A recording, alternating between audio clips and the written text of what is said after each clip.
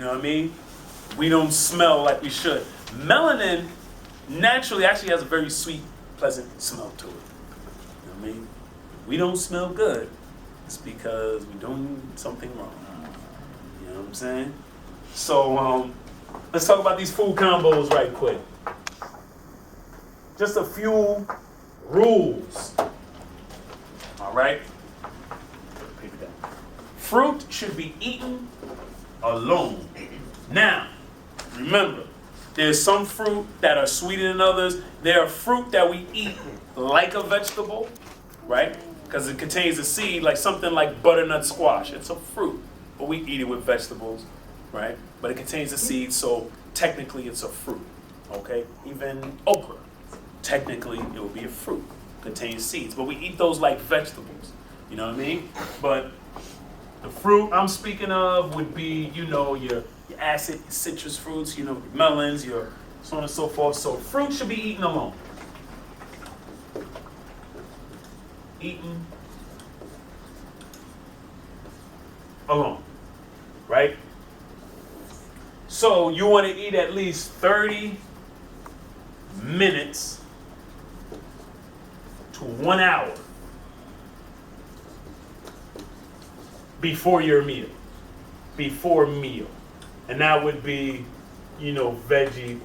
I'm going to say protein for, I'm just going to, I'm going to politically say protein, right? Because that normally refers to something meat-based most of the time. But nobody here eat meat anymore after about, you know, halfway through the class, everybody gave up meat. So, You want to get a you know what I'm saying? If you're going to eat meat, they say the best meat is lamb. Wow. If you're going to eat, the best meat is no meat. But if you're Okay. going to eat meat, lamb, right? No, Okay. swab. Oh yeah, I'm not gonna get say some wild right. squab. Okay. Because that is what some of our great teachers have taught, Okay. including, you know, Right.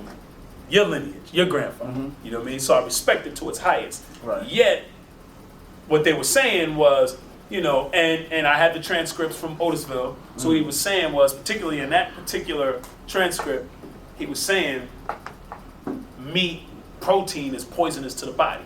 But again, if you're going to do it, so it's kind of like, well, if you're going to do it, here's the safe way to do it. Okay. It's kind of like abstinence, but if you're going to do it, use a rubber. Yeah, oxymoron, right? You know what I mean? Use a rubber, which does not conduct I electricity. got you. I So got you. even though you and that woman are an electromagnetic being, use the rubber. So Rubber there's no stops electricity. Deep, brother. You know what I'm saying? They got us messed up. But so fruit should be eaten alone. You're gonna eat it 30 to at least 1 hour before your meal. Okay? What happens is if you combine fruit and vegetables or fruit with a protein, there's two different types of enzymes that breaks these things down, and they will be both rendered ineffective. So you'll end up not digesting either one. You know what I mean? It's not gonna chew. It's not gonna digest. So there's some things like your melons, which you're good after 30 minutes. You know, sebi banana. You know what I mean? A banana takes maybe like 45 minutes. So safe would be 30 to an hour, and to really be safe, just an hour, and then, you know, you pretty much covered all the fruits. Would that still have been considered one meal a day if you have to time it hour between an hour and then eat the meal? Right. I consider it a meal because it's like a, you know, you go to the restaurant, you have your, what do you call right, it? appetizer. You have your appetizer. So what I would do is I have my fruit, you know what I mean, and then have the rest of my meal because I know I can't eat it together. Okay. So there's just 1 hour in between. You know what I mean? Then basic rules to fruit eating is you do not want to combine sweet and acid fruit. I'll put no sweet and acid fruits together. I'll write some of these different types of fruits on the board, but you don't want to eat your sweet and your acid fruit together. So you don't want to eat some dates and then pineapple. You know, you have to ask yourself whether or not you want to eat a pineapple, period. But I'll leave that up to you. What's wrong with the pineapple? Well, it kind of burns your tongue. It's acidious, Personally, you know what I'm saying? I love pineapples personally, but it's a hybrid. You know what I mean? It didn't come here with the plant. Oh, I see what you're saying. It's a grafted fruit. Right? Yeah. What's it made out of? I'm not sure the exact fruits it's made out of. It's an easy Google though. It says the grapefruit is orange and You know what I mean? lemon. Yeah. So certain things like that you don't want to combine together. But your subacid fruit, you can pretty much eat with either. You can eat a subacid fruit, the sweet, or an acid. So your subacid is the neutron. You know what I mean? You can eat them. You can eat with either one. Then you have melons should be eaten alone. Melons alone. No watermelon, right? What? No watermelon? No white-seeded watermelons. You eat the black-seeded watermelons with the carbon in it. Yes. So hybrid foods, fruits are also foods are bad to consume. Ultimately, we would like to move away from the hybrids. You know what I mean? But again, if we come from a diet of chips and fries, you know what I mean? We move to fruit. It's like, give yourself some balance, some wiggle room. Ultimately, we want to leave the hybrids for the most part. Some hybrids are done by nature. Some are done intentionally in a lab. They're getting crazy with the hybrids now. Like they have like a grapple. I mean, they're getting nuts with it. They're getting, bananas, no pun intended with it. You know what I'm saying? And then there's some that, I was taught that the lemon, which is a hybrid, was done intentionally by our ancestors to clean the earth of the Europeans because they were so dirty. You know what I mean? So they were actually, Muslims who, put the lemon together, hybrided the lemon. You know what I mean? So that was done for an intention. When was this? Not sure. I don't know. But around the time Europeans Had to be within after 6,000 years. They were on the planet. Had to be in the last 6,000. but original people According to the story. original people was cleaning up Europeans.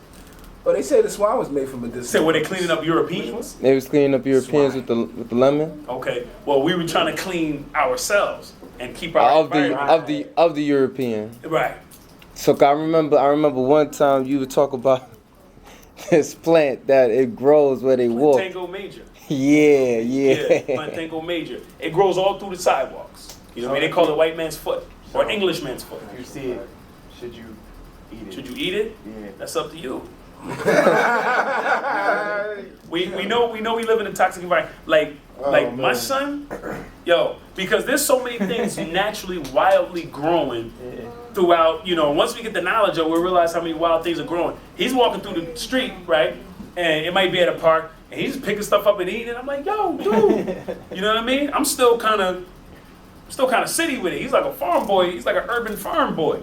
You know what I mean? And he's picking stuff up, eating it along the way. You know what I mean? Have you ever eaten? Plantango major. I've never eaten plantango major. You know what I mean? But I have eaten some things that they've gathered up from the neighborhood. Now we know we live in a toxic environment, so we have to be, we have to be conscious. Yet, if you research it, plantango major, they call it white man's foot or English man's foot.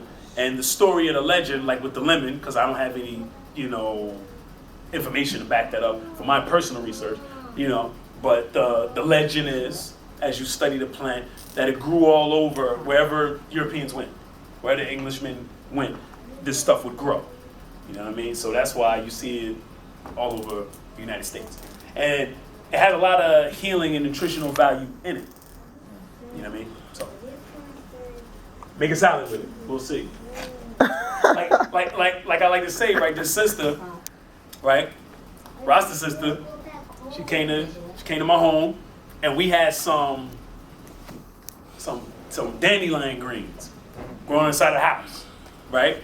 And she was like, "Oh, you got dandelion greens," and she just started scooping it up, putting it in a bag. She's like, "Can I have them?" Go ahead, go for it. And she's scooping up, putting it in a bag, and my sister was looking at her like she was a Martian or something. You know what I mean? I was wise enough to know that sister knew you know what I mean, maybe a little bit more than my sister knew at that moment, but I still was like, yo, that's crazy. Like, you know what I mean? You in the hood. You know what I mean? You snatching up food from the side of the house. You know what I mean? That's growing outside. But that shows you how our environment, our planet, it provides things. That's ultimately the best. You know what I mean? We're not at that state yet as we once were.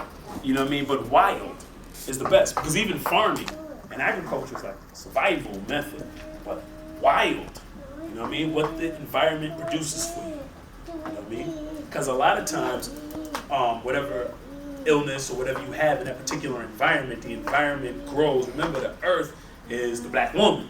You know what I mean? So just like your mom, just like your sister or your wife, you know, when you're not feeling too well, she takes care of you. She knows what to do. She hooks up something, make you feel better. Well, the planet itself does that.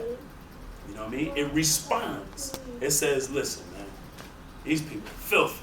So I'm going to have to grow something. You know what I mean? Because these people are filthy.